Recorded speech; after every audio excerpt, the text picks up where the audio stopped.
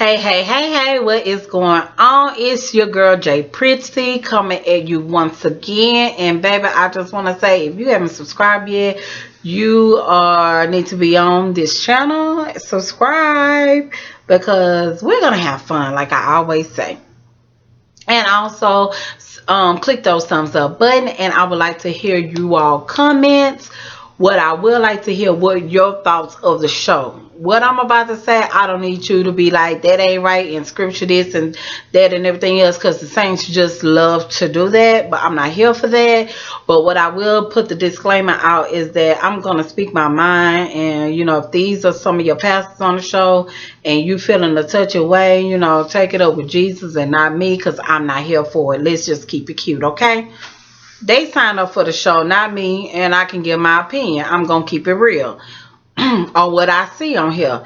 First of all, started with Bishop Noel Jones. Let's just say he going around talking about he is not with Loretta. They are just friends, but y'all are friends with benefits. Y'all are doing, you smashing. You smashing. Smashing the homo or whatever you want to call her. You know, whatever. But clearly he thinks a lot of himself. And he was like, it's all about winning. And she was like, you act like you are a prize. And he was like, he is a prize. And she was like, no, you're not. And he was telling her, I don't love you as much as you love me. And she was like, I don't love you as much as you think I love you. I was like, yes, Loretta, baby, get on him. Because you know what? He was really feeling himself a whole lot. It's like, Bishop, come back to reality, okay? Like, I can understand where he come from. He keeps saying women are after him and everything else, and he's single and stuff. Yeah, because you're a man of power. They see the Ferrari. They see how you live, and you live large, and you are that Hollywood preacher. You have charisma.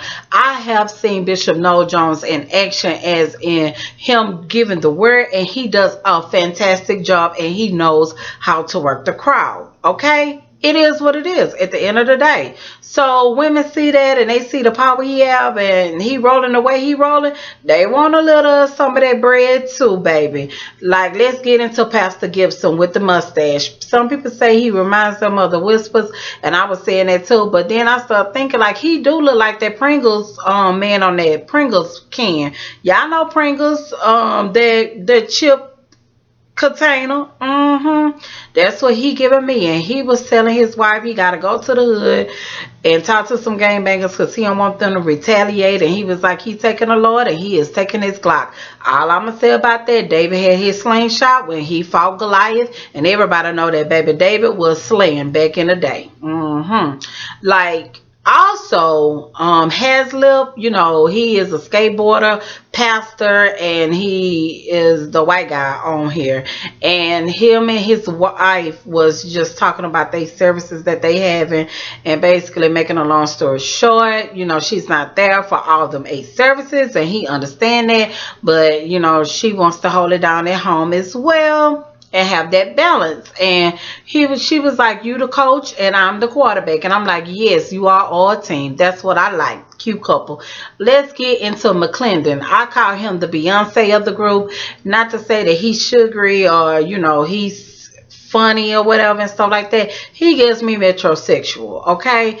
Baby, when I tell you he got a home on him, oh yes, honey, he has a nice house, and it is grand of them grand, and you know, with the Bentley sitting out in front and everything else. I mean, these pastors are rolling large on here. I must say, well, so far I see rolling large is Noel Jones and his Ferrari, his Range Rover, and ain't no telling what else he got.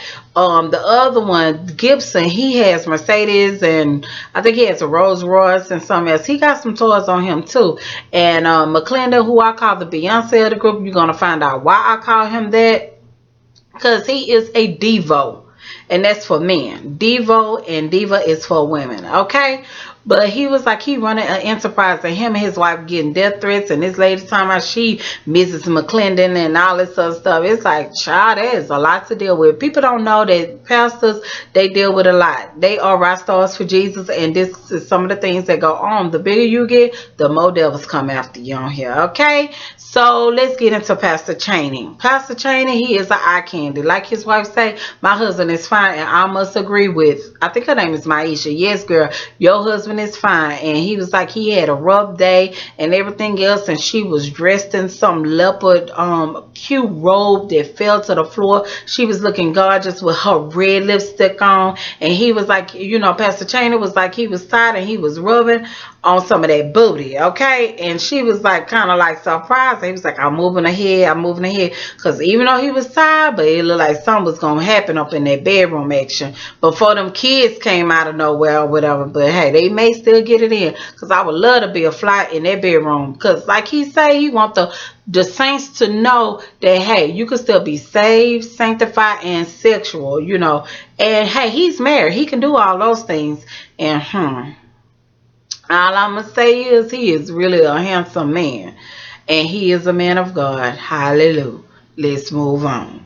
On to, who did I miss? I didn't miss nobody. I think I covered everybody before I get into Mr. Dietrich. Dietrich used to be a pastor, and he stepped down because his wife was having infidelity issues. She was cheating on him. But, you know, I guess he was faithful. I really don't know. I'm not here for that story. All I know, he left that church in Detroit, which seemed like a fairly big congregation, and moved to LA, started a whole new life. So Dominique hooked up with her, had sexual relations with her, and out came a beautiful baby.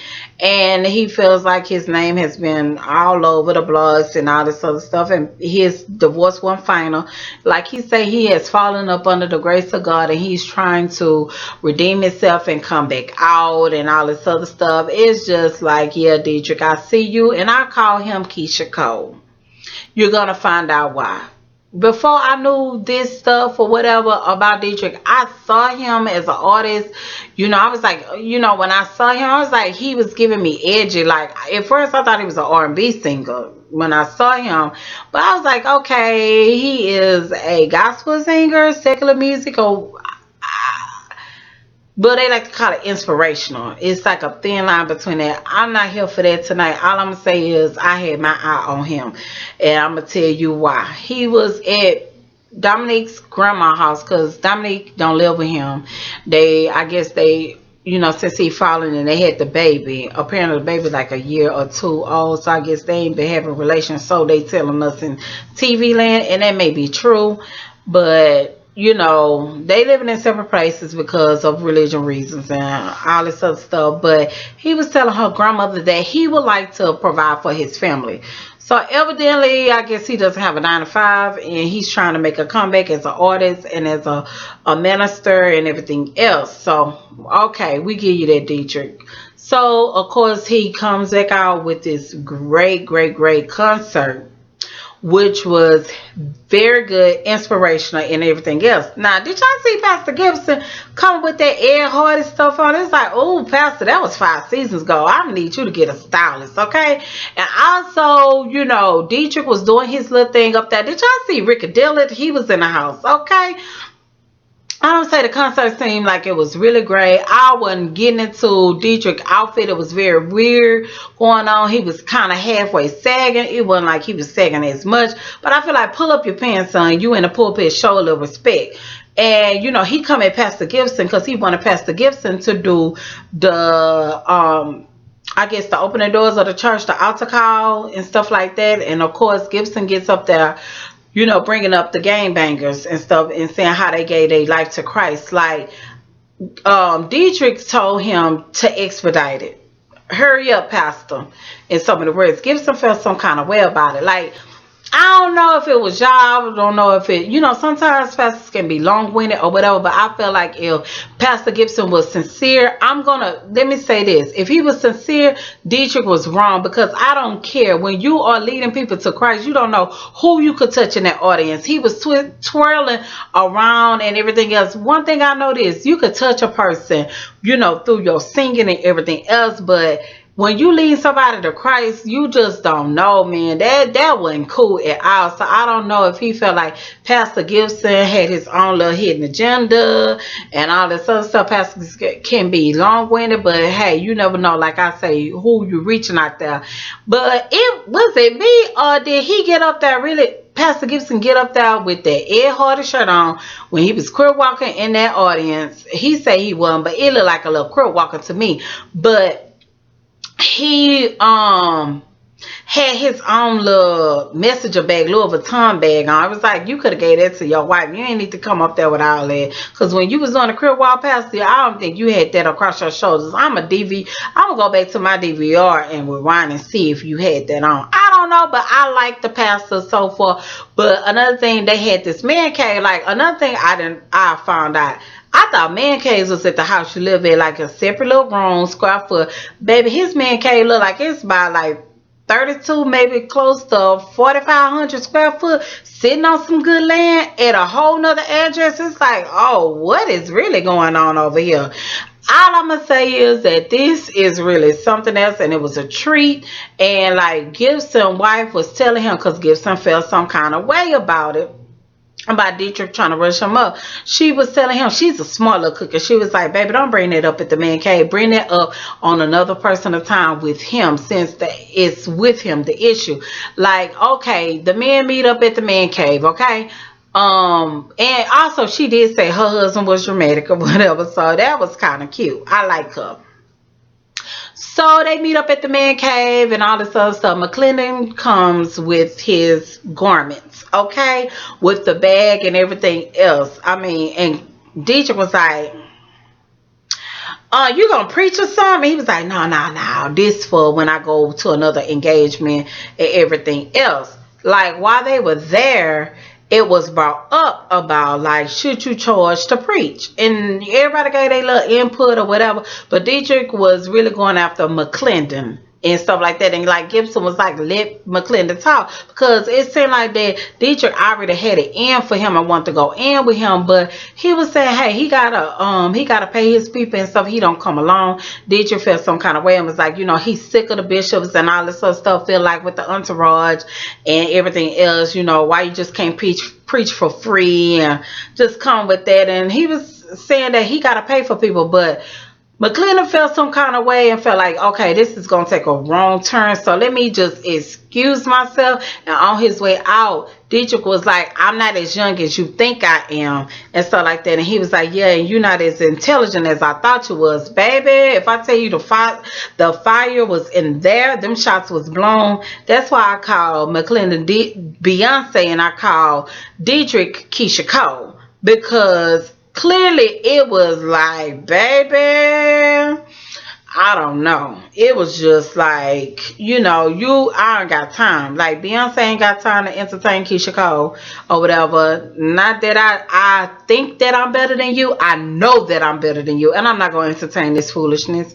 And that's what it was. And I just felt like Dietrich, you was coming from a place and you telling them they ain't had no entourage. And Gibson said he had one. He's like, no, you didn't. No, you didn't. And I just felt like, dang, well, why are you so mad? I know why Dietrich mad, because first of all, we saw everybody's house and see how they was living good. Dietrich, we ain't see nothing but your baby mama, your fiance grandma house or whatever. We don't know how you living, and it sound like you got a chip on your shoulder and everything else, because you still mad at the church, you mad at everything. Not to say that fakeness don't go on, but I'm like this: if these pastors have other avenues of making money and they not stealing for the church, why you mad? Get on their team. You know what I'm saying? Try to find out like how you could be mentor.